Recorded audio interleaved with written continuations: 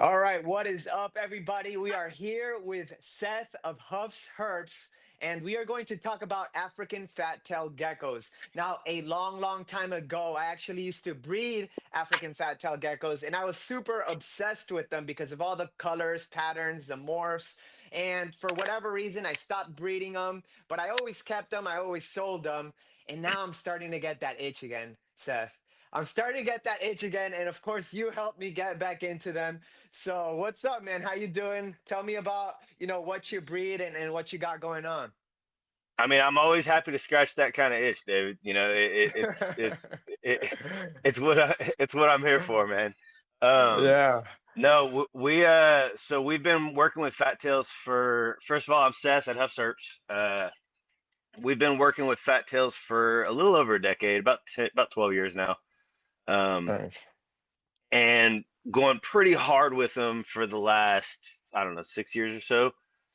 Um, I was very much a hobbyist breeder at first, for just like everybody, started out real small and snowballed from there, and had a decent sized collection whenever I lost my job in 2020, whenever the pandemic happened.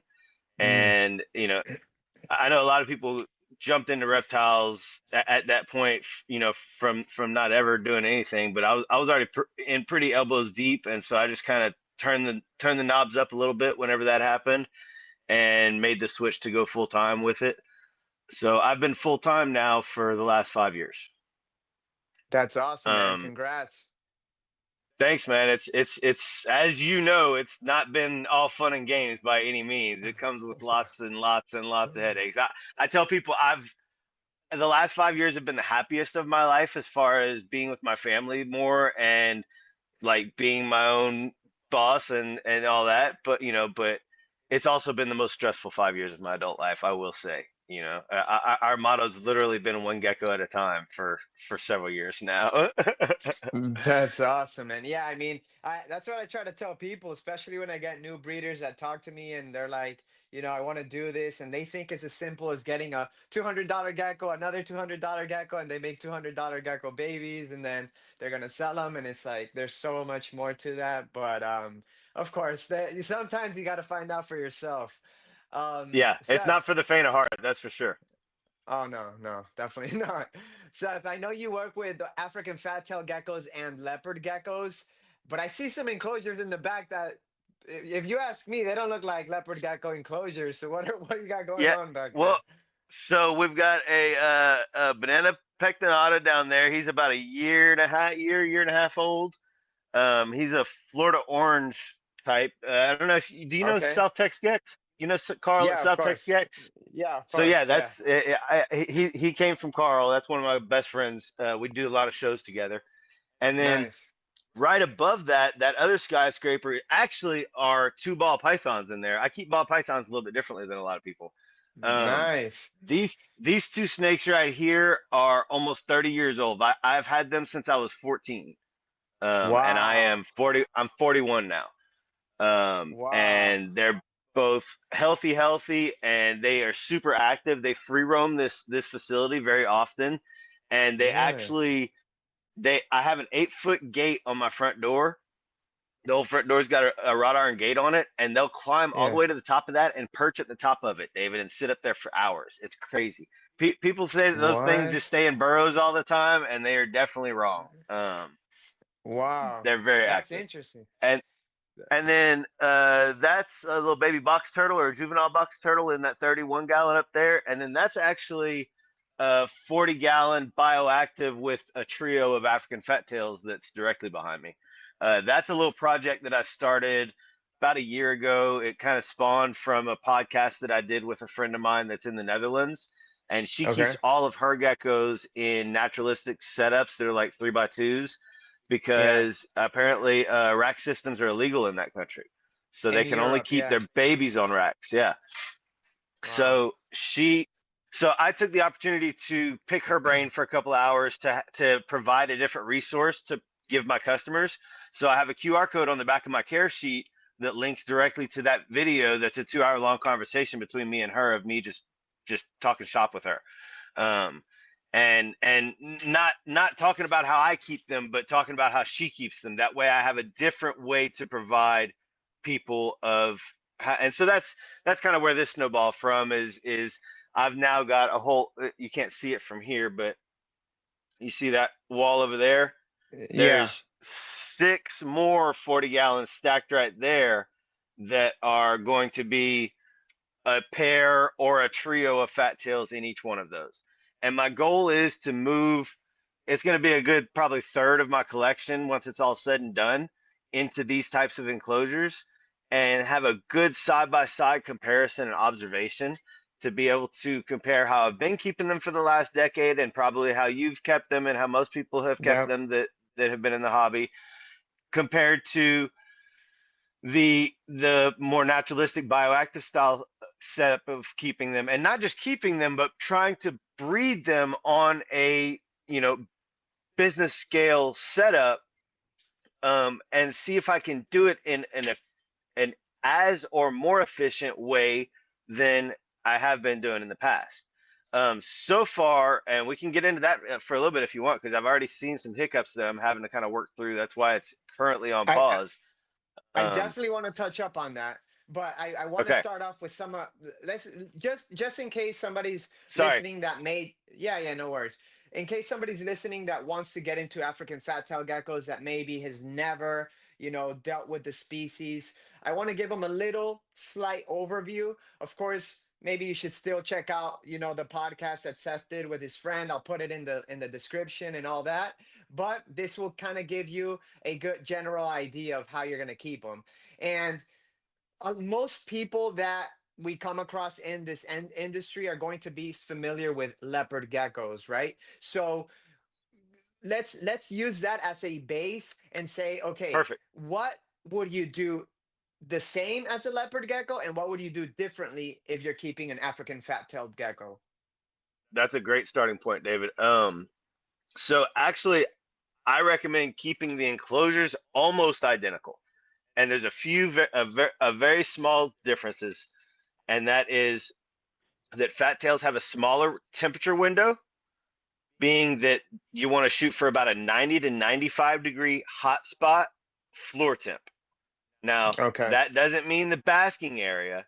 If you have an overhead heat setup and you're working with a lot of overhead heat coming down, you may have a basking area of over 100 degrees. I don't care what that temperature is. I'm targeting that floor temp because that's where that gecko is going to spend 90% of their time, especially during the day. Hmm. And in the wild, these guys are from, as far as the temperatures go and why it's such a tight window, in the wild, they're from the coastal regions of West Africa. So you're talking a very stable, warm climate that is also humid. We'll get into the humidity in a minute, but as far as temperatures go, it's very stable and it stays warm almost all year. It's only got a couple months of rainy season, which is kind of their winter, and that's when they brumate.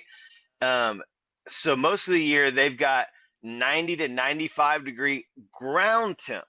Okay, not basking temps, not out in the sun. Their ground Right. temps are about 90 to 95 degrees most of the day, and at night that ground temperature retains a lot of heat. Think about they live a lot of them live in termite mounds. Right. Um, some of the same termite mounds that you'll find ball pythons in, I'm sure.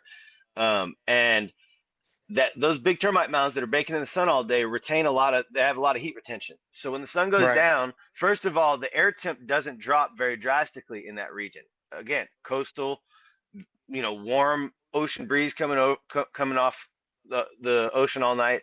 So the air temp doesn't drop very drastically. And on top of that, the ground temp retains a lot of heat. So they're gonna have no less than 80 degrees usually at night, most of the night. You know what I mean? So that's kind of what I target, and you'll see a lot of debate about that, and you'll see a lot of contradictions about that on some of the advanced husbandry groups, and they'll quote that there have been fat tails found active in 68-degree temperature or something like that, or 65-degree temperature, or that some of their ranges uh, get down into the 65-degree or 68-degree. Well, yeah, maybe their lows for a few nights, in the wee hours of the morning at the lowest part of the temp might get down that cool, but that again, that's during the rainy season and that's their brumation Right. temps. We're not trying to force them into those temps every night, all night long. We want to, if you want to be really, really naturalistic and give them that for just a few months out of the year, that's fine. But as far as their normal maintenance, you want to try to not let them get below about 80 degrees on their warm side at night. That's how I operate, and I've had Gotcha. really, really good success with those numbers. Perfect. So that's a great starting point. 90 to 95 surface area basking spot, or not basking spot, but warm side on the soil, and then around 80 ambient, you would say? Well, 80 minimum, like as far as if you're doing a night drop, if you're letting it Right. cool off at night, I don't like to see less than 80 at night for night temps. Okay. Um, so And you really want a cool side of about a 75 or so, ideally. That way they have yeah. a good temperature gradient to be able to thermoregulate with, you know. Okay. Okay. And so how big of an enclosure would you give an adult African fat-tailed gecko if you're just keeping a pet? That That's something that's also changed quite a bit over the years, David. I'm Yes, trust me, I personally know. these days right. I'm personally recommending at my shows and to all my customers, and my personal practice that I'm starting to gear towards is 20-gallon minimum per adult, 40-gallon optimal. And I don't recommend people keeping them in pairs and trios because most people that are buying geckos are beginners, and I don't ever recommend beginners keep cohabiting geckos at all. I don't know. I'm sure you're probably the same way. Right. And especially if you have kiddos in the equation, you don't want, there's always risks involved with cohabiting. So you don't want those kids waking up to a murder scene, and you don't want that added risk involved if you're a beginner at all. So that's my suggestion: is a 20 to a 40, preferably a 40. And I always recommend starting out with paper towel substrate, just like with any reptile. Whenever you first get it, you want to be quarantine style set up with paper towels. That way you can easily see how much they're eating and what they're pooping. And you can't do that on soil or sand or any kind of mulch or any of that, right? Right. So that's my recommendation: is start out with paper towels, simple Simon, and 20 to 40 gallon as far as cage size. Okay. And as far as, so after you get through your quarantine stage and you're like, okay, now I want to make my enclosure look nice, what substrate do you recommend? And how do you suggest people get to that optimal 90 to 95, soil temp or surface area temp? Perfect. Perfect question. And actually, I'm going to back up just a hair on the enclosure suggestion. That 20 to Mm-hmm. 40, again, is for an adult enclosure. Yep. If you're getting a little bitty baby, if you go to the pet store and get a little bitty baby, or if you order a little bitty baby from a breeder, or I don't sell them very small. I usually don't even start listing until 20 grams or so. But if you're getting a younger gecko, keep in mind that that gecko is coming from a very small breeder style setup usually. And so you want to graduate into that bigger enclosure. So start out really small and simple, get those temperatures dialed in. That's easier to target in a smaller enclosure. Get that all dialed in, get the animal eating well, and then once it's eating well, then you can graduate into step up into those larger sizes. That's my recommendation there. And then back Awesome. to the substrate. After you're done with the paper towel quarantine style, you have several options. Some people use shelf liner if you want to stay real simple and kind of laboratory style. Some people use slate tile. If you want to actually use a substrate, I recommend a soil sand clay mixture. And the reason I say clay in there is because a lot of people just throw out there 70% soil, 30% sand. That's what you see everywhere. And that's kind of what's parroted in a lot of places. But that's a very loose, um, just like potting soil type of substrate. It doesn't have much conformity to it. It doesn't have much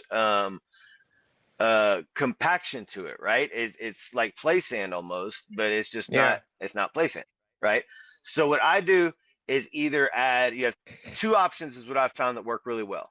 One of them is excavator clay that I think ZooMed makes, which Yeah. can be kind of pricey, but it's a good product. It works really well. You can mix that in the soil in a pretty high concentration, like say 50-50, and that will the soil's in there, so you'll still be able to have your microfauna and everything and retain the moisture that you need to even have some plants on the moist, if you have like a hydrated corner that the plants can exist well in. And then, or if you have some more drought tolerant plants, obviously, because you're going to be dealing with about a 50 to 60% relative humidity target anyway. Um, so it's okay to have some plants that need to be watered every so often, right? Right.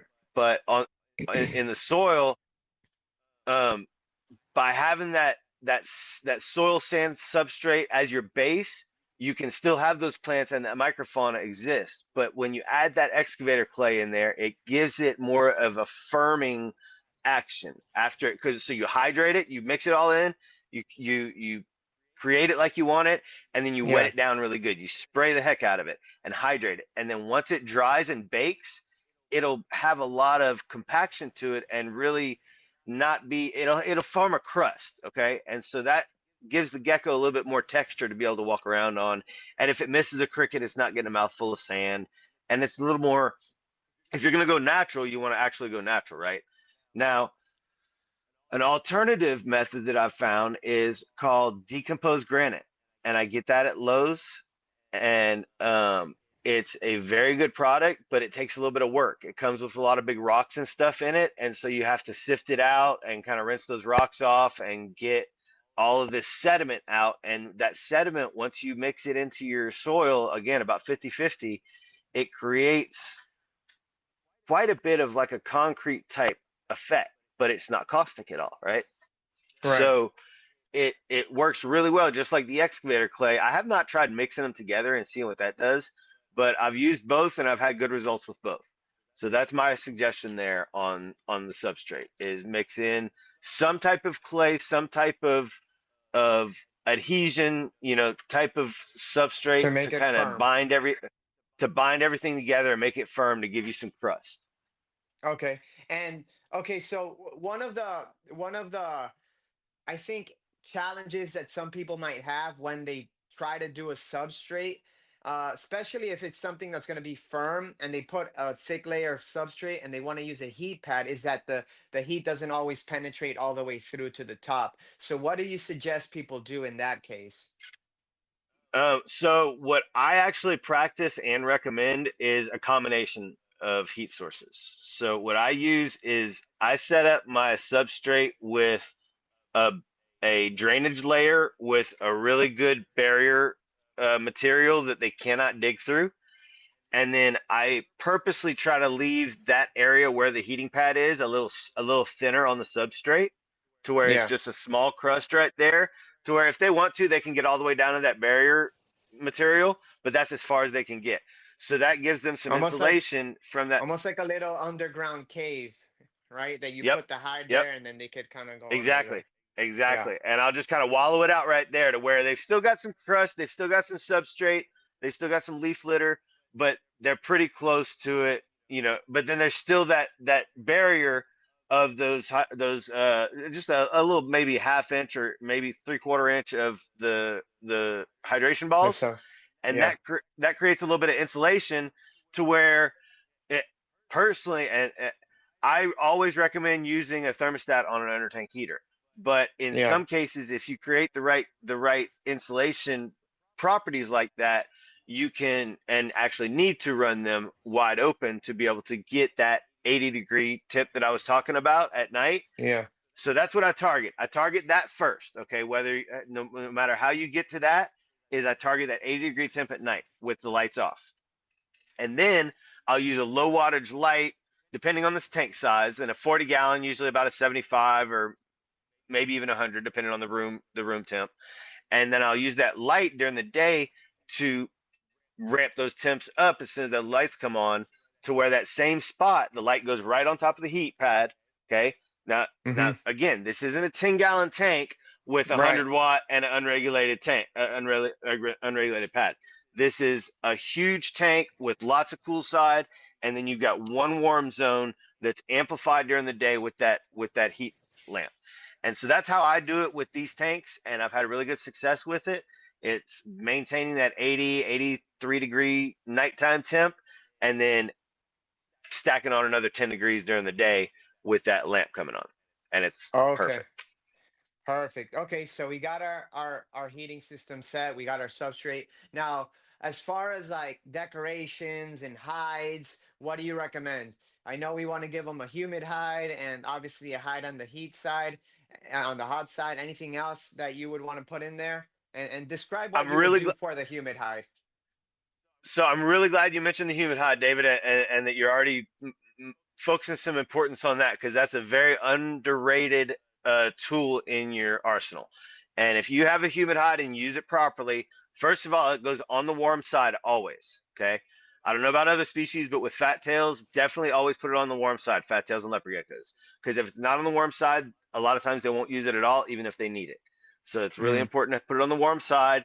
I also try to put the humid hide to where it's kind of half on the heat source and half off the heat source with the entrance hole off the heat source. And that's going to do two things. That's going to increase condensation in there with it being on the heat source, but it's going to reduce evaporation with that entrance being off the heat source. You follow me? yep. Um, and that's I've had really good success with that too. And if you want, we can make everybody dizzy in a little while, and I can bounce you over when we're done and show you my enclosure over here that I have set up to kind of give you a good idea of that design. Um, and actually, I have a couple of different examples because I have a 40-gallon. I just started building the 40-gallon semi-arids to sell at the expos too. So I'm So I bringing think like two 40-gallons. what we should do is you get after the podcast, you'll get me a nice video and I'll just overlay it. Perfect, All right. perfect. Okay. Um, Um, so go- So the humid hide, and then at least two, preferably three dry hides. You want one on the hot, one on the heat source. That way you have that nice warm zone dialed in, and that's where most of them are going to spend most of their time. And then you want another hide kind of in the middle of the cage, and then one on the cooler side of the cage. And then again, the humid hide on the warm side. So minimum three hides, including the humid hide, optimal a fourth, kind of on that cooler or middle side. And Guys. then lots of decorations, lots of clutter. They like to be hidden. So the more clutter you can add in there, the better.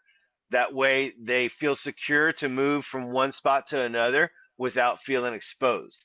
And that's a really important factor too. You can use fake plants, you can use cork bark, you can use driftwood, whatever you want. Just make sure that they feel secure no matter what angle they're looking from, and you don't have a cat sitting there staring at them all day, like, "Hey, what's going on?" That's obviously Right, going to right, stress them out. Um, right. and then So go ahead. uh, I was going to say, so I shoot for about a 50 to 60% relative humidity in the enclosure. And then that humid hide, I want to keep that like 80 to 100% 24/7. It needs to be wet in there all the time. And Okay. that And can't be overstated. what do you use for the humid hide? What kind of substrate? The same kind of Oh clayish man, dirt or uh, what? no, actually, you're full of good questions, dude. It's like you've done this before, David.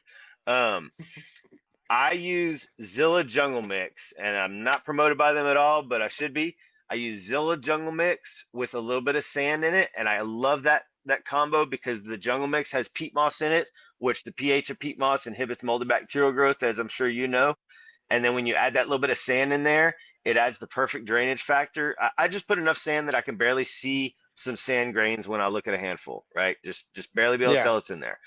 And then it's got a little bit of wood fibers in that jungle mix as well, just enough to again to add the perfect amount of aeration to where the water can drain through there really well and it doesn't dry pack very easily, like straight eco earth will. Um, Right. so that's what I use in all my humid hides, whether it's in the bioactive or not. I use that jungle mix sand combo. Okay, nice. All right, so that's incredibly specific, and I love that because these podcasts, the reason sometimes in a like a short form care video you can't get all of this information in, but that's why I love talking to someone like you that could break down exactly why you do what you do, and it's not just like, yeah, just do this. It's giving you Right, right. an explanation that you could actually think about it and use. Now, Seth, Well, now, yeah. no, no, go ahead, go ahead.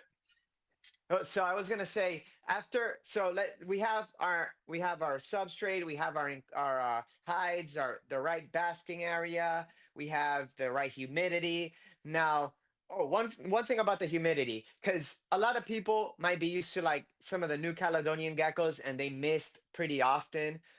Some people, even with the New Caledonian geckos, barely provide water bowls, and they just give a good misting every night, and that's how the geckos drink. What do you recommend for African fat tail geckos? Do you suggest misting a night, or assuming we're keeping them in that open top enclosure, or do you suggest just a water bowl? What do you suggest for the for Both, keeping that both, humidity optimal?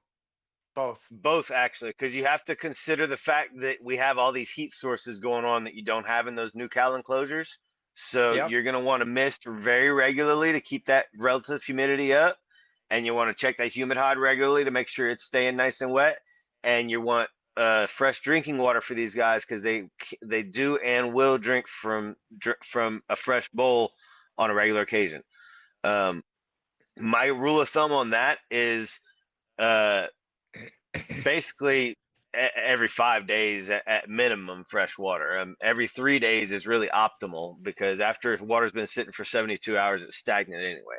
So Yeah. most of my geckos, even if they have half a water dish and it's been 4 days, usually I try to do my maintenance about every 5 days on my adults. If it's been 4 or 5 days, but they still have half a water bowl, I'll dump it out, put them a fresh bowl, and I'll see them come up and drink from their dish right away. So I know that they need it.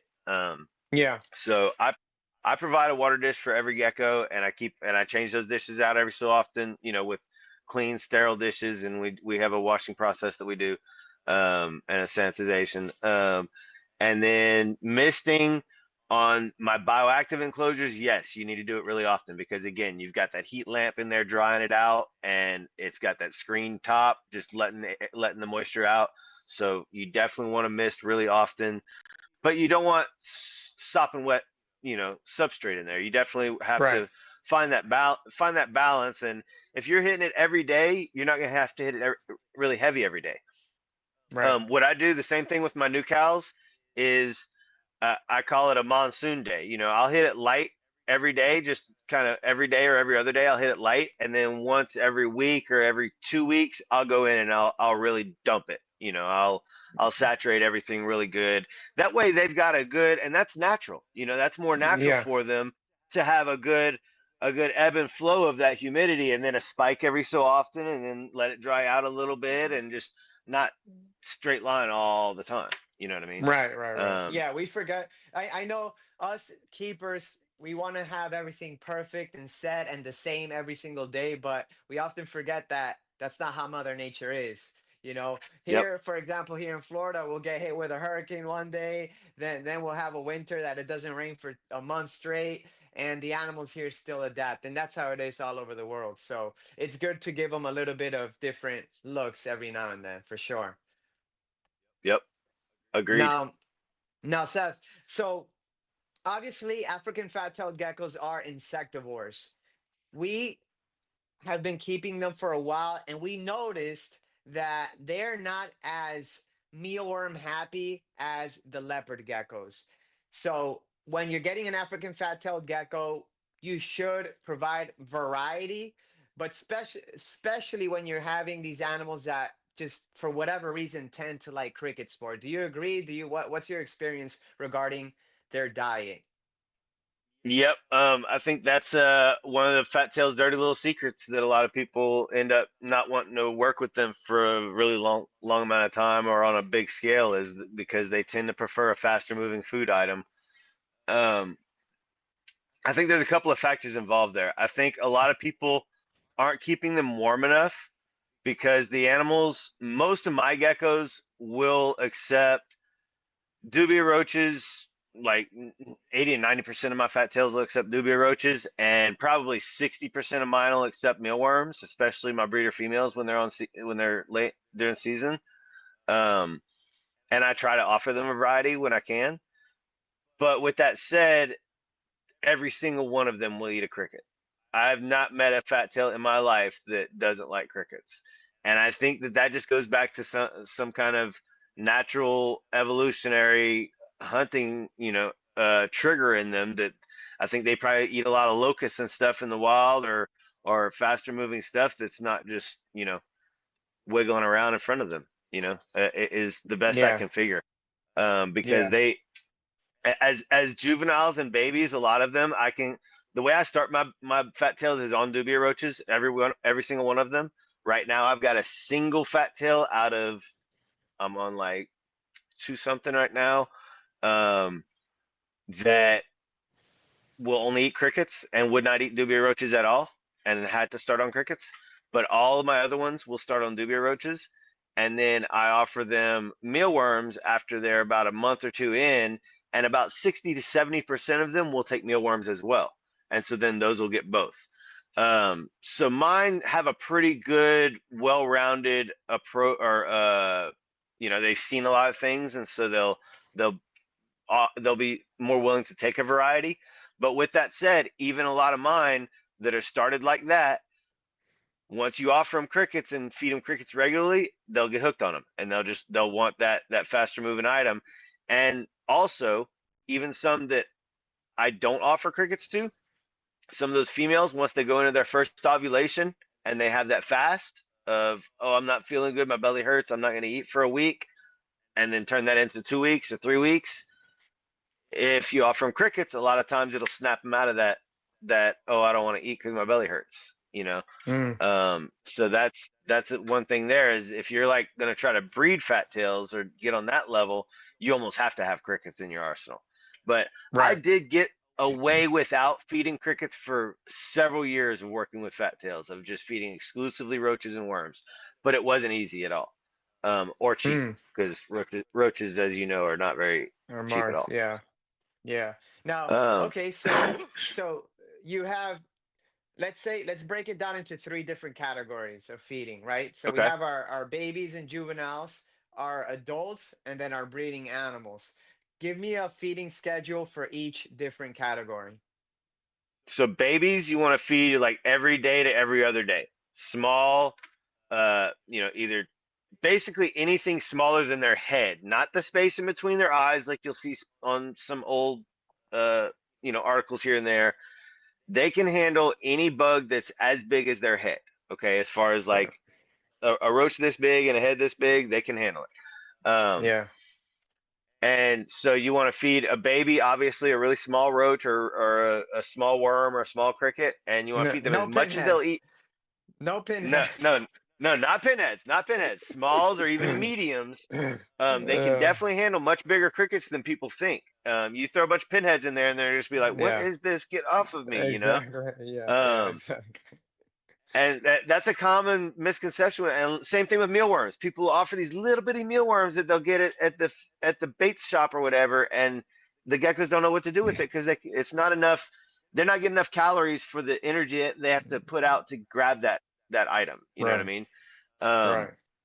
so as many uh, moderately, appropriately sized food items as they'll eat in a sitting, for a baby every day or every other day, for a juvenile every other day to every third day, and then for a subadult about every, like, twice a week. And then I feed my adults twice a week, and that's what I recommend most people, is twice a week. Some people feed more often than that, but they feed smaller feedings. I feed pretty big Mm-hmm. feedings twice a week.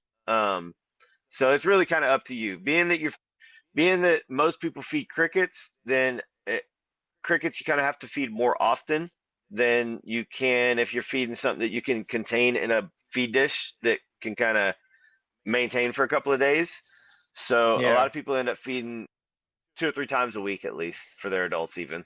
Um, but at least twice a week for sure, minimum. Okay, great. Okay, so at least twice a week. Now, do you ramp up the feeding for your breeding animals, or is that over kind of like what you do regardless if they're breeding or not? You just do twice a week. No, for my breeding females that are laying, I'll offer them as often as I think about it. Pretty much every day or every other day, I'll see if they want to eat, especially if the ones that are actively in season laying, because that's one thing Hmm. about breeding fat tails is, what I always say is, keeping fat tails is not that much different than keeping leopard geckos, to just keep them as Yeah. pets. But Yeah. breeding fat tails is so much more challenging than breeding leopard geckos.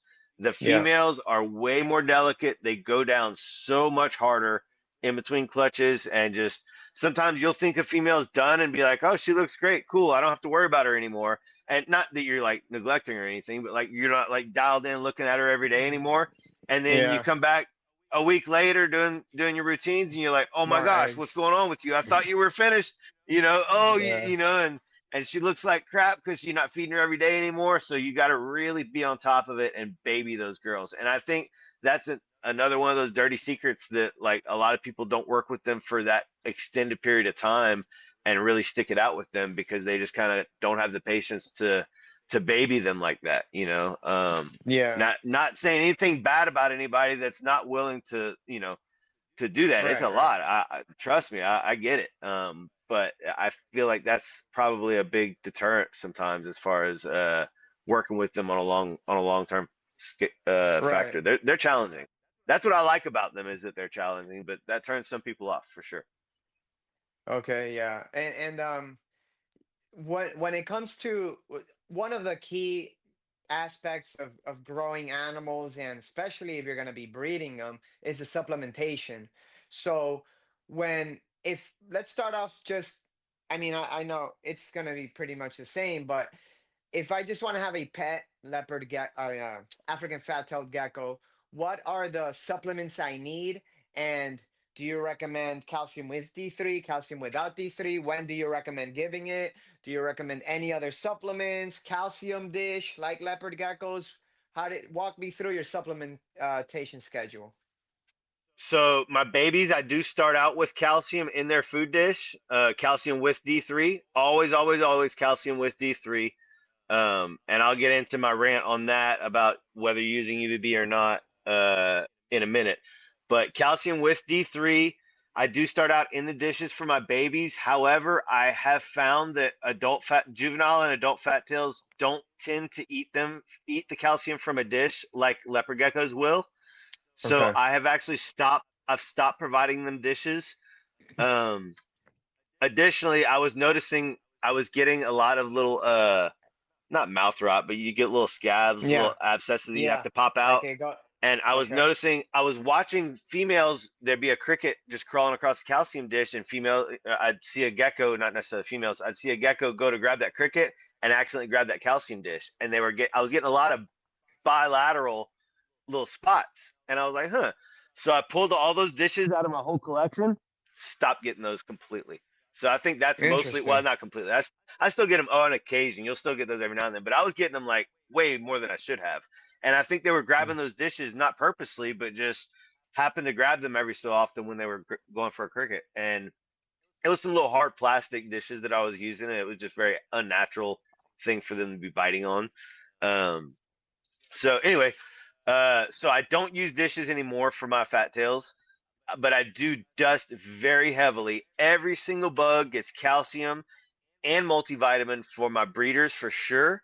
I do about 2 to 1 calcium to multivitamin, and again, calcium with D3 and multivitamin. I personally Okay, use what Repcal brand, but I don't think it matters as much which brand you use as long as you're using those elements. okay, gotcha. Okay, so you use the red cow, the pink label and the blue label, Yes, yeah, yeah, the white correct. bottles, the white bottles. Yep, yep, correct. Okay, The okay, Repcal pink, the Repcal calcium with D3, and the Repcal herptovite, pink and blue. You're right. gotcha, gotcha. Okay, good. And so one thing that I think is important that not a lot of people kind of like talk about is gut loading the insects, because the calcium and the multivitamins is great, but a lot of the nutrition that we give to our animals comes from the gut load that we feed the insects, right? So what do you gut load your insects with? Gut loading. That is such an underrated topic that I'm glad you brought up, David. And not enough people educate about that. And that's one of the main things I focus on at the expos. Um, First of all, fresh veggies, fresh veggies, fresh veggies, fresh veggies. Carrots, spaghetti squash has like the highest calcium content of any veggie that I know of. and dark leafy greens. All of your power greens minus spinach, because spinach, from my understanding, can inhibit calcium absorption, right? Yeah. Um, I same with kale, I so believe. I never heard of that about kale. I've Um, heard that I've heard about that for years. I to be fair, I've never done the deep research myself, but I've always heard kale and spinach for Interesting. years. So yeah. Well, here's one thing that like my vet and I have talked in depth about. Whatever you Mhm. do it in moderation. Mix it up. Yeah. Variety's Variety. always best. If you feed all spinach or all kale, you're going to have issues. If you feed all carrots, you're going to have issues. Even if you feed all spaghetti squash, you may even have issues. Really, Right. variety is best because in the wild, what they're eating is not eating only one thing and they're not only eating one insect. So you want to try Yeah. to feed as many different insects as your animals will accept, and you want to try to feed those insects as many different things as you can. So yeah, all Hmm. your power greens minus spinach and apparently kale, and then carrots, spaghetti squash, sweet potatoes are good in moderation because they're kind of high in sugars. Um, I don't use potatoes at all because that's just water. I don't use iceberg lettuce at all because that's just water. I try to Right. stick to the nutritionally packed stuff. And then I also use some dry chows. Again, I mix different stuff. I'll use Missouri sometimes. My buddy makes something called feeder fuel that I use that pretty. That's probably my main gut load that I use as far as my chow. He makes it with all kind of fresh ingredients from scratch. And yeah, again, just variety is best. Okay. Okay, nice. So we got a good I think we got a pretty good understanding of what how we're going to take care of our African fat tail gecko. Now, typically, what's the lifespan of these geckos in captivity from your experience? I tell people all the time 10 to 15. I've talked to people on many occasions that have had 20-year-olds in the Yeah. past. So Yeah. that's my general consensus is 10 to 15 is a a decent average, and you can get those rare occasions of 20 plus. Yeah, yeah, I agree. I've always heard This that guy too. I here, think this guy here, I think is like 6 years old, 7 years old. okay. Um, Now I do want to mention something because I on social media especially, I always see these African fat tail geckos that are just over the top and their tail is like as thick as my God. So, um, what It's the what do name, you think David. It's about the that? name. It's Okay, a name. That's what I think about Yeah. it. The name is a miss. It's totally misleading. And here's why I think Yeah. they were named that. Because initially, what do we see it whenever we were kids, David? All of them were wild caught in the pet stores, right? And they all had the Yeah. broken regenerated tails. And when they Yeah. regenerate the tails, they're big and bulbous, right?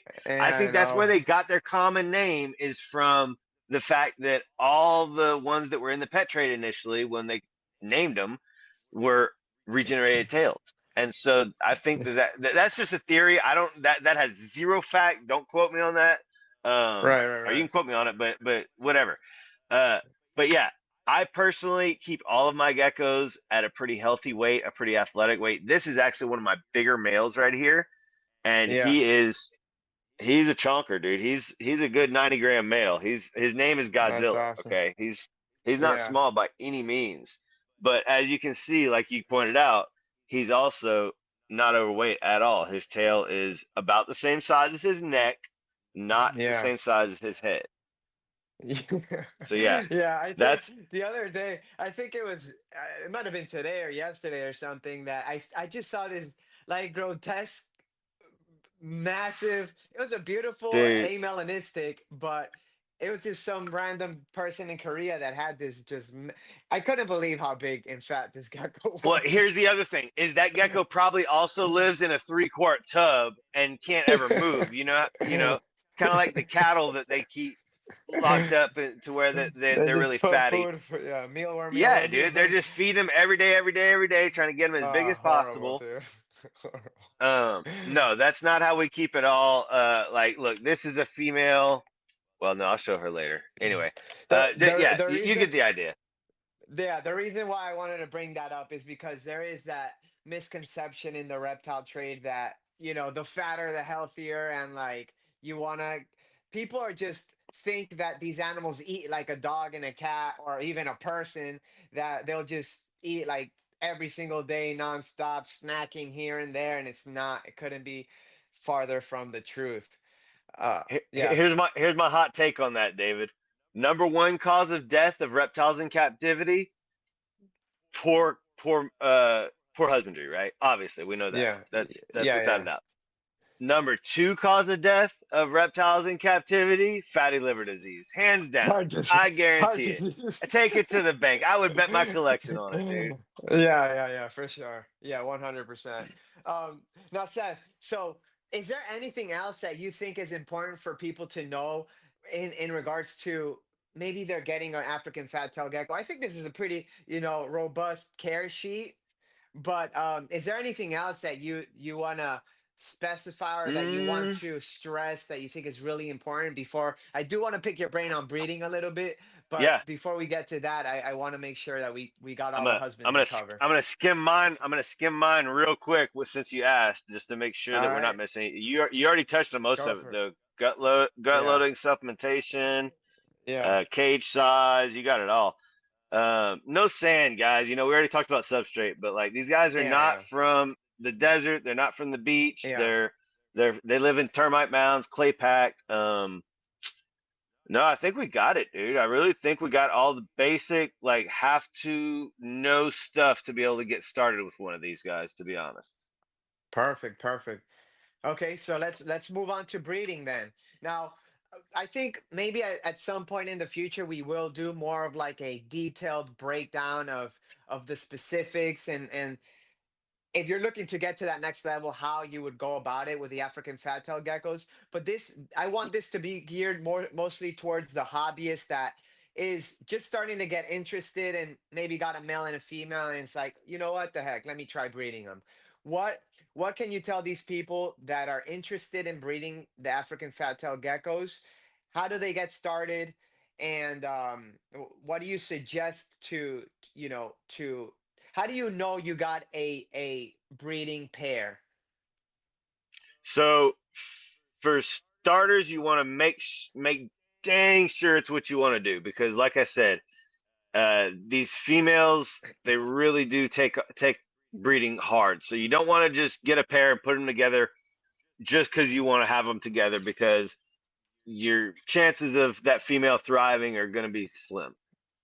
Yeah, I will say this. I always tell this to everybody that asks me about breeding or cohabbing or anything like that is if you have to be 100% certain that this is what you want to do your research. And if you want perfect animals, if you want your perfect pet to stay intact and you don't want to risk anything, then don't even think about breeding because oftentimes animals are unpredictable and things can happen. And like Seth is saying, especially the females, they could take it pretty rough.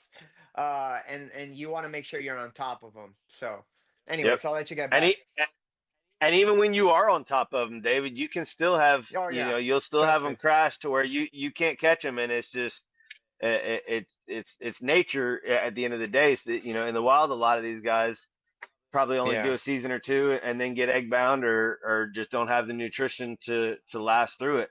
But yeah. if you do decide, okay, this is what I want to do, I want to breed, and you get your specific animals, first of all, genetics definitely matter, and where you source them does matter. You can just go buy a random fat tail at the pet store, or off the wholesaler's table at the show, but more than likely that's you know may or may not be a wild caught. They still import fat tails all the time, so a lot of the Oh yeah. lower end fat tails that you see below $100, in that $60 range, most of those are going to be wild caught. Just that's something you're running the chances on. So it definitely matters where you source them, and you get what you pay for. If you come to somebody like me and you're like, hey, this is what I want to produce. I really like this look of this animal that you have posted. Can you help me get there? I'm going to set you up for success. I'm going to set you up with the animals that are going to get you where you want to get to. Um, or if you are on the other side of things and you're like, I don't care what I produce, I just want to produce something, then it there's all different spectrums. Sorry for the offshoot there, but you Right. just kind of have to decide what you want to do, and then go with that. But then once you decide that's the road you want to take, you want to really focus on nutrition, and you want to really focus on maturity. Maturity for your females is so important. Many people get these and breed them at 6 to 9 months whenever that female has her first round of ovulation, and that is way too young in my opinion. Some females, in a rare case, are big enough technically at that point, but keep in mind that's a female that was on a really good growth rate and was probably going to be an exceptionally large female if you hadn't bred her at that young age and kind of stunted her growth from continuing to pack on those grams. You know what I mean? Right. So my personal recommendation, I don't even look at females until they're 18 months old, as far as Okay. on Perfect. a breeder program. How Um, many Now grams would males, you, what would you, your minimum in terms of grams for a female? here's the great thing, David. If you wait 18 months, you don't really have to have a minimum, because you're going to have some females that don't get bigger than 30 or 35 grams, and that's just as big as they're going to get. I've got some fat tails that are just petite little fat tails.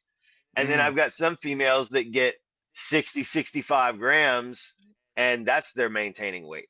So you've got a big okay. wide range, and I see that same wide range in my males. I've seen adult males that are 2 or 3 years old that I grew out from the egg that only get 35 grams or so.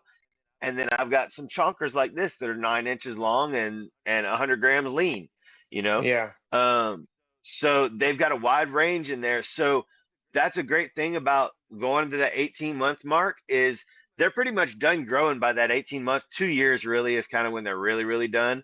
But if you wait to that 18-month mark, obviously you want to still gauge them and make sure they have good body weight and good body composition. But they may only be 30 or 35 grams at that age, and that's just how big they're going to get. Or they may be 45, 50 grams, and they're going to be a bigger female. So I don't, the short answer is I really don't pay that much attention to weight if I'm going to that 18-month point. But Perfect. a good female weight is about a 40, 45 gram female in the grand scheme of things. That's a good healthy weight for a female to be at. But again, I've got some that maintain at 60 grams, so it's hard to really pin a number down on those, you know. Okay. Okay. So we got our two animals. And by the way, what real quick, what is it for the male? Do you care if the male is 18 months or could he be a They little younger? As long as they're big enough to handle the female you're putting them with, so especially if you have one of those females on the smaller end of the spectrum, as long as they're big enough to not get injured by that female if she's not receptive, then I've bred males as young as 4 months old, David, with great success. Like Wow. I'm only putting them to one or two girls, and I'm making sure that that girl's receptive, and I'm being very supervising of that pairing and making sure that they're getting along real good. But I've done it several times with good success and had no issues at all. But again, you want to make Great sure to that know. he is interested. You want to make sure he's interested. He's not just being complacent, and you want to make Yeah. sure that she's showing that she's being receptive. Females, fat tail females are not shy at all, dude. Whenever they're about it, they literally you put them in the male's cage and they lay down and put their tail in the air, dude, and they're like, "Yes, Yeah. please, come on, get this done." It's crazy. Okay. Um, Okay, great. So we have our male, and then we have our 18-month-old female. And now let's say we're working up on the, enclosure that we just talked about with the all the good stuff, the substrate, we have our husbandry set. We're working with that enclosure. We put them in there, a brand new enclosure, right? Because I'm assuming, okay, so I'll ask you this. I for other species of geckos, sometimes they could be territorial. So I personally like to pair them up in a brand new enclosure. But what do you like to do with the fat tails? Do you like to put male in in females enclosure, female in males enclosure, or brand new enclosure? Or does it Fat tail matter? males can be. It does matter because fat tail males tend to be pretty lazy sometimes, especially Okay, on the breeding aspect. And like that's one of the other little complications of breeding them and makes it a little frustrating or challenging to breed them is sometimes a male will breed only one female or two females and then be done for the season, like doesn't even want to mess with anymore. Or sometimes he's just not that interested. So I always put my female in my male's enclosure That way he's not at all distracted or worried about anything else other than, hey, what's going on in my new, what just came into my Right. realm that I need to inspect. And so I have much better success with that. Where you going, dude? Uh, and there's not many exceptions to that. I've only got a few males that are kind of like really aggressive, and I have to kind of like make sure I feed them right before I pair them and make sure like they're on a full belly and make sure they're on the other end of the enclosure, and then I'll put the female in and make sure like because they're a little bit aggressive about things. But most of Yeah. them are super lazy, and they'll show a little bit of interest at first, but I end up just leaving the females for 3 or 4 days in there per pairing, and then pull her out. So that's generally how I do it. I do have that trio that I'm keeping together all the time, and they are doing okay. They've had a couple of instances where I was a little bit worried about one of the females, but overall they're thriving pretty well. Okay. It was mainly just I think it was mainly just there was three of them in there, and they weren't necessarily food competition. One of the females was laying and not as worried about hunting and wasn't getting as many crickets. So as far as your breed, if you're trying to breed them, I would recommend keeping your females individually, personally, because it's the best way to be able to make sure they're getting all the nutrition that they need. Because you got to make sure they're getting it. Otherwise, you're going to Okay. have issues for sure. Okay. So all right. So we grab the female, we put it in the melon's enclosure, and now they do their thing. Maybe they copulate right away, or maybe you don't see it. How long do you leave them together, and then how long and when do you separate them? I leave mine together for usually about 3 to 5 days. Occasionally it'll be just a few nights, but usually 3 to 5 days is a good pairing time. And then I'll take them out, and then within about 10 to 12 days, you can usually see. That's the great thing about fat tails is just like leopard geckos, you can see through their belly. If you hold them just Right. right, you can see those follicles to see whenever they're ovulating. We didn't talk about that. Um, Yeah. but you can see those follicles start to turn into fertilized eggs that are forming. And so once you see eggs forming, you don't need to pair anymore. She's fertilized for the season, and she's going to retain sperm for the entirety of the season. Um, Okay. and in my experience, even if you do repair, like let's say she starts laying duds, and so you try to repair, I've not had success with that of it like catching. Or let's say she's laying one dud and one fertile every clutch, and you're like, okay, well I'm gonna try to catch that other side. I've not had that happen either. It's pretty much been either a good season for a female, or if she starts laying duds right out the gate, with the exception of just the first clutch. A lot of times Yeah. you'll Yeah. pair them, and they'll already have that first set of follicles that are too far gone, and those will be duds, and then that second set will be fertilized. Um, but some females, they'll flake on me for the whole season. And it can be a good breeder Interesting. that's had good seasons in the past that I've had two good seasons out of, and then she'll have a season that flops on me, and then she might take a season off. Whether you know, also I don't breed them every season either. But a lot of times they'll kind of tell me, like I'll try to pair them, and the female will show that she's not being receptive, and so I'll say, okay, So well you're getting a year off this year, and then I'll try them again the next year. And I've had okay. some females that Quick. just go, sorry. Go right away. No, I've had some So, female. Well, I've had some females that go right away and never have an issue. I've had some females that I bought as a proven breeder from somebody that are non-receptive for season after season after season, and you can tell that that's probably why that person sold it is because they had shut down. And I don't know what that's about, man. Some of them just decide they're done. And hmm, it might be after a few seasons of breeding, it might be after 4 or 5 seasons of breeding, and it might not be at all. Some of them just keep rolling. Um, okay. So how do we know? So we got our females 18 months. How do we know she's ready? How do we know she's ovulating? I think we should have touched that before, but let's let's yeah, get yeah, into yeah. it We right now. skipped it, but that's okay. So the best way to notice your females are ovulating, about 75% of the time, they'll skip a meal or two. you'll be like, hey, wait a second, you're always dialed in. You always eat 6 crickets every time, and you didn't eat any, or you only ate two, or something like that. That's a Mm. good indicator. A lot of times they'll have a wane in their appetite. Sometimes it's minimal. Some of them don't miss a beat, but a lot of them will miss a whole meal or two whenever they first start ovulating. And whenever you check them, and you can see it before then, but that's a good indicator. And if you flip their belly up and you look at them, I'll show you on this female right here. She might even be ovulating, actually. Oh, look at If that. She not, we'll is get a cool. picture. She is? Yeah, yeah. All Yeah, right, she is. shit. So whenever you flip them up, now keep in mind, I'm very gently just lifting her tail and curving her. I'm not bending her back in any kind of bad way or anything. It's no different from her climbing down on a rock. See? Okay. Yeah. Um, and so whenever you lift that, I don't know if I'll be able to catch it on the camera, but whenever you lift that, it kind of pushes their follicles to the front in front of their To the fat belly. pads.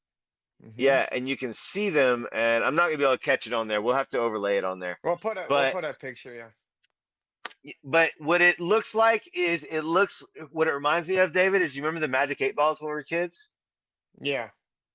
It reminds me of that, but it's like a little pink outline oval that you'll see, and you'll see them in two different spots. One of them's like more towards the chest on the right side of the gecko, and the other one's a little bit more towards the cloaca on the left side of the gecko. And once Mm. you see both of those, sometimes you'll just see the one up top, but you won't see the bottom one, and that's probably usually the very, very early stages. Once you see both of them, she's ready to roll, and you compare. Okay. Um, Uh, and then, like I said, once they're fertilized, you'll actually see those start to turn into two eggs forming in the bottom of the abdomen down there near the fat pads. But fat tails are also tricky because they have pretty significant fat pads right there where the eggs end up situating, and so they'll fool you a lot of times, and you'll think they're gravid, but they're just overweight. So that's another mm. good thing about keeping them in that athletic, not you don't want your breeder females lean by any means. You want them well fed, but you don't want them overweight. You don't want them holding a lot of extra body fat because it not only be detrimental to their health, but it can kind of play tricks on you as well. Gotcha. Okay. So assuming that we have our, our pair, the ovulating female and everything, are we good with that enclosure that we built earlier, or did you add anything to the enclosure because of their breeding? Do you change anything? What are your thoughts on a breeding As enclosure long setup? as long as your humid hide is proper and on the warm side and you're maintaining it right, you should be good. With that said, she may decide not to lay in that humid hide. So you run the risk of her just laying in a spot that's not as wet as it should be and losing your eggs. So Mm.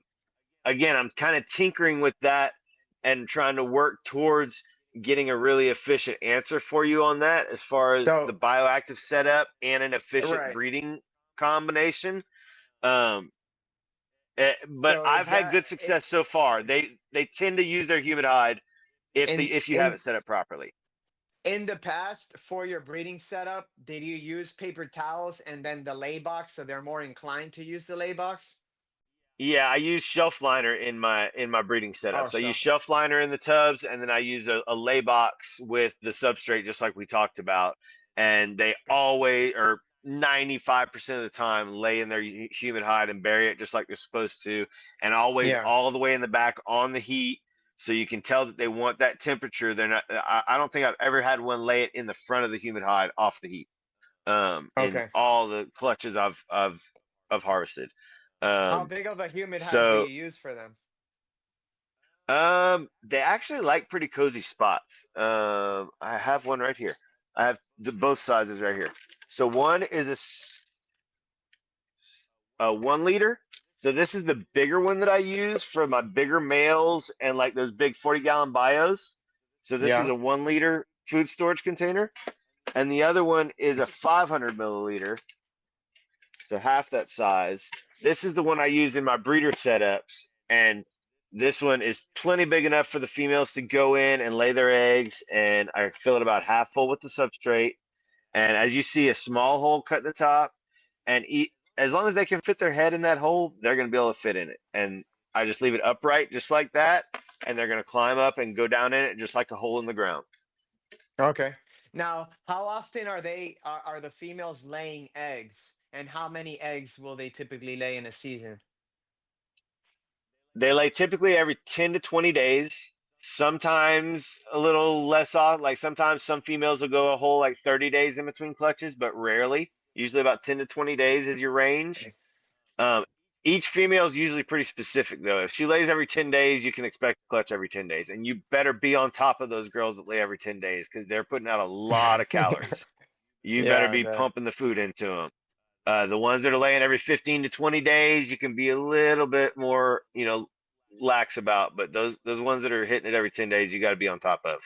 Um, some fat tails will lay one egg per clutch, and usually those girls are geckos that lay every 10 days or so. And I think they're just like alternating sides of their ovum. Mm, yeah, Um, that makes sense. at, again, just a theory that yeah, I'm throwing out there, just because like almost Yeah. all the ones that only lay one egg per clutch are really frequent layers. But most fat tails lay two eggs per clutch about every 15 to 20 days. And how That's many kind of the clutches? general average. It depends. Some Right. girls will only lay you one or two clutches. Some girls, I think the most I've ever had is like seven clutches or eight clutches in a season. All good, fertile eggs. Um, that's pretty exceptional. On average, I tend to average about 3 to 4 clutches per female per season of Okay, of perfect. of good eggs. Like I said, a lot of times you'll get a clutch of duds for the start, then 2 or 3 or 4 good clutches, and then a clutch of duds, and then they're done. Okay. So once you collect those eggs, once you find your eggs and you collect them, what are your temperatures that you incubate at? And are they similar to leopard geckos where you have, certain temperatures that are going to create more males and certain temperatures that are going to create more females? Are they not like that? Tell me about incubation. So most importantly about incubation, one thing that I've found that I think is one of those gate kept topics that has not been talked about over the years, and I think honestly it's been to keep people down. If you do not keep their humidity so perfectly dialed in and at 100% from start to finish of incubation, you will have more spinal deformities and tail truncations than if you have that humidity 100% perfect for the entirety of the duration. Okay. Mm, Um, and I can say that with absolute certainty from my trial and error because I started out with a certain method to where I would have to add not frequently, but every so often I would have to add sometime in the incubation. I have to add some moisture. And for most, and not to where you'd see the eggs denting or anything, but you could just tell the substrate was changing colors a little bit. yeah. And I was hatching babies, but literally like 60% of my babies had some type of tail truncation, whether it be very minimal or very major. And so I've adjusted over the years, and now I have a method where I add water at the very beginning of the process to where I have like a 16th inch of standing water at the bottom of my clay rocks, and I don't ever have to add sub hydration in the 40 to 60 days that they're incubating, and I've Mm-hmm. reduced that tail truncation down to like less than 5%. It's almost gone now. Okay, so let me back you up real quick. So when you collect the eggs, you're gonna incubate them, right? What kind of Mhm. container do you use? How many holes do you use? What kind of substrate do you use to incubate the eggs? I personally keep in individual cups. I use the little 5.5 ounce portion cups. Right? I have one of those right here too. Got plenty of clean dishes right here sitting. So these are the cups I use. I use the Pangea Hatchem. I think it's calcified clay or something like that. I can't remember, Yeah. calcine clay. I use that for my substrate. I soak it in water for 20 or 30 minutes. Then I strain it. Then I fill my cup about halfway, and then I add 6 cc's on top of that to make sure that there's that little bit of water standing in the bottom I was talking about. I have Yeah. two pinholes in every cup on the sides, two pinholes, one on each side. and that's all the ventilation. I do not burp my cups at all. I cap them, I put them, and I forget them. I forget about them until they hatch. Okay. Um, and temperatures, is that all for the setup? We on the temperatures? Yeah, yeah, temps. Yeah. Temperatures, they are temp sex dependent, just like leopard geckos, but they are not the same exact temperatures as leopard geckos. So leopard Okay. geckos, for example, are like you can go all the way down to like 78 degrees, but most people go about 80 to 82 degrees for their females and about Yeah. 88 to 90 degrees for their males. Um, for fat tails, again, I feel like they just have a tighter window because they're from a more constant or stable climate. So my fat Mm, tails temps, I find anything below 83 degrees is can be fatal for long-term incubation.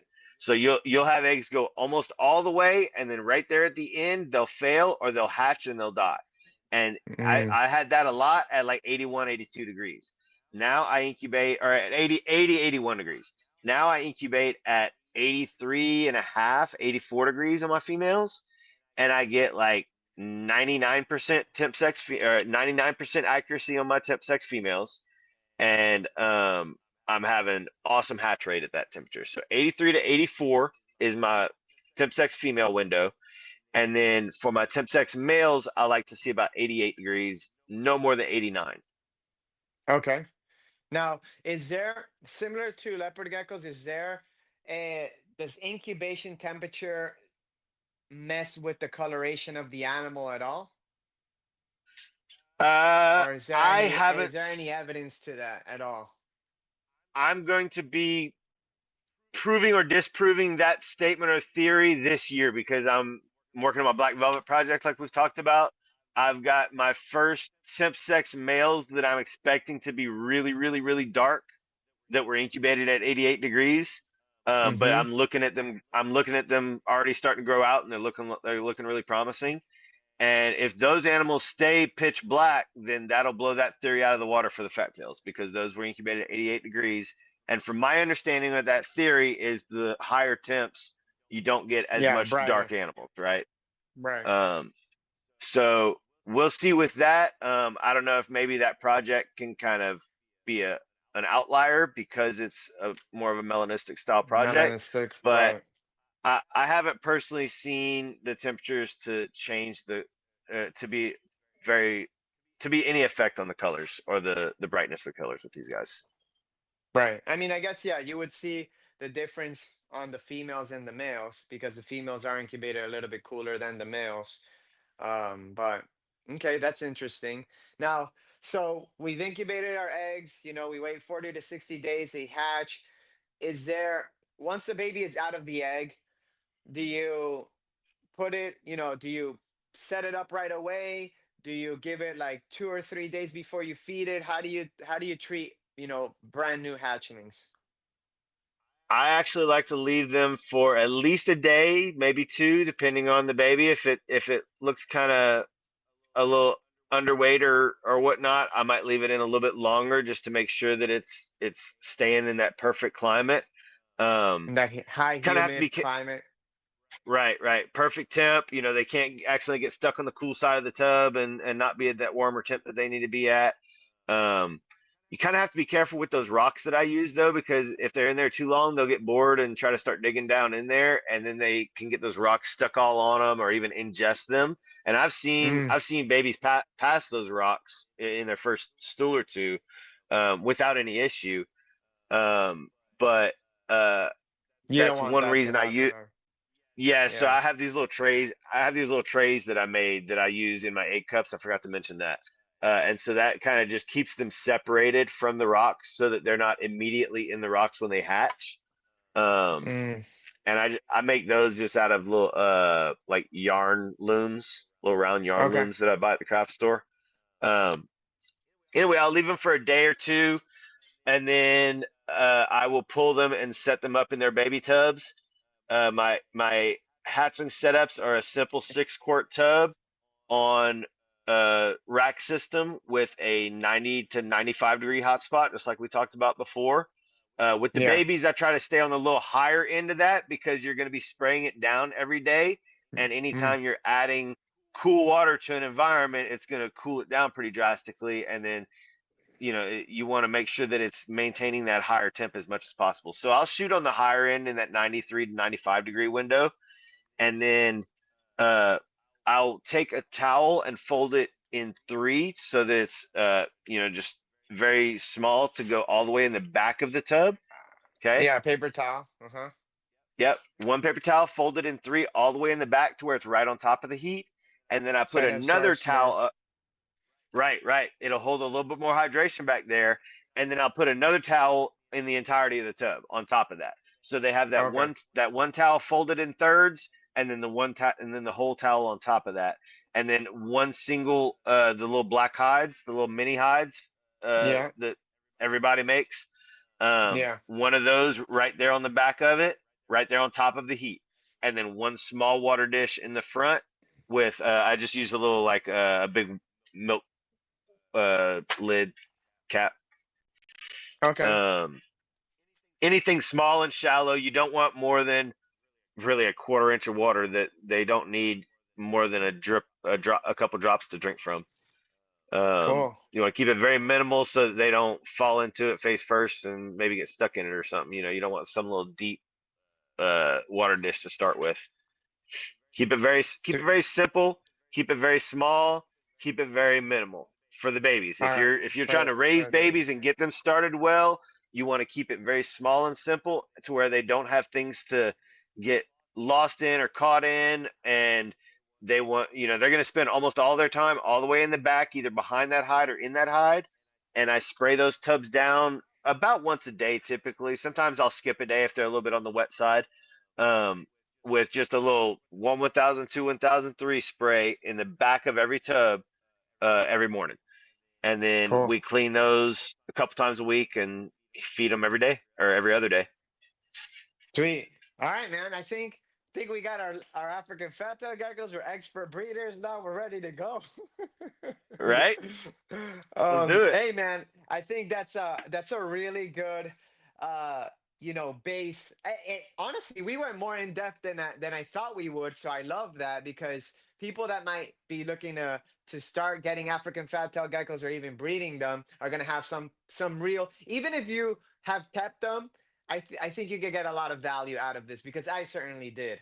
So Seth, I just want to close it out, but I want to give you the opportunity. Where can people find you? Where can we see your animals, man? I already seen your animals, so I already know how nice they are. But where can people check your stuff out, and how can they get a hold of you? We keep it pretty simple, man. Huffs Herps on everything. Instagram, Facebook, Morph Market. If you just type in Huffs Herps, it should come right up. And we do lots of local expos. Pretty much most of the expos in Texas we try to hit, especially the bigger ones.